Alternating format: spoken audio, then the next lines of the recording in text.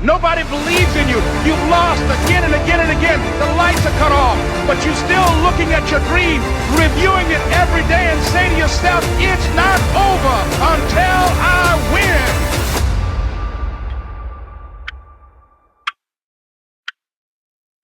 What is up, you guys? Welcome to the next edition in the contest prep series. Yes, we are 13 weeks out to the show. I'm very excited. I hope you guys are as well.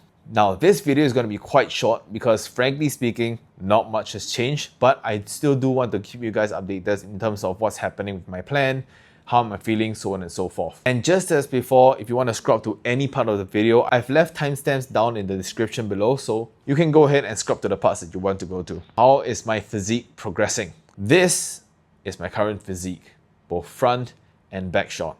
And this is a comparison to the before and after. But we're not trying to rush fat loss here, we're just trying to make sure that we get to stage on time. Next up, what is my fasted weight in the morning? Last week I was about 88.8 kilos, and this week I'm 87.6 kilos fasted in the morning. As you can see, I've dropped about 1.2 kilos, but in actual fact, my weight has been fluctuating quite a bit just like last week.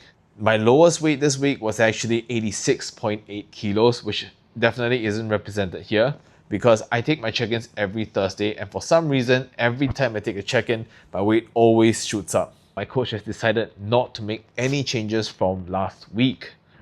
So in case you forgot, these are the stats that I was following last week. Training days, about 3.3k calories. Rest days, about 3.1. I'm still doing 10,000 steps every single day, and on top of that, 30 minutes of fasted cardio in the morning.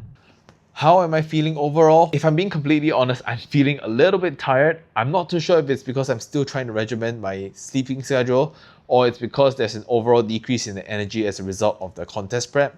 I'm not too sure, but I do notice a dip in energy.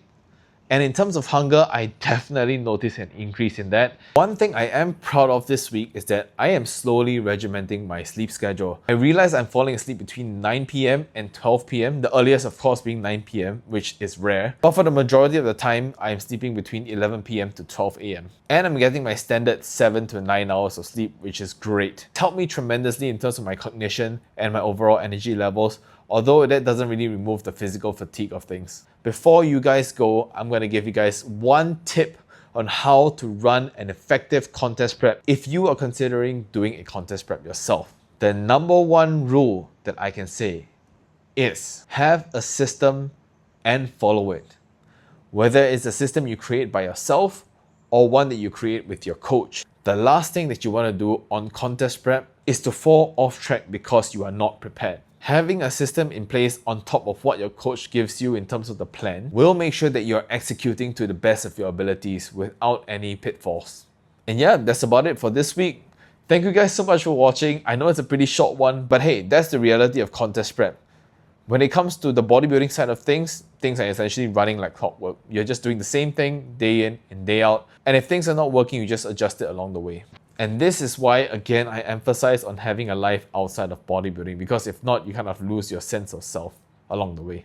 Hit that like button, subscribe to the YouTube channels, and click the bell notification so you get updated whenever I post a new video onto YouTube. Thank you guys so much for watching. I'm signing out now.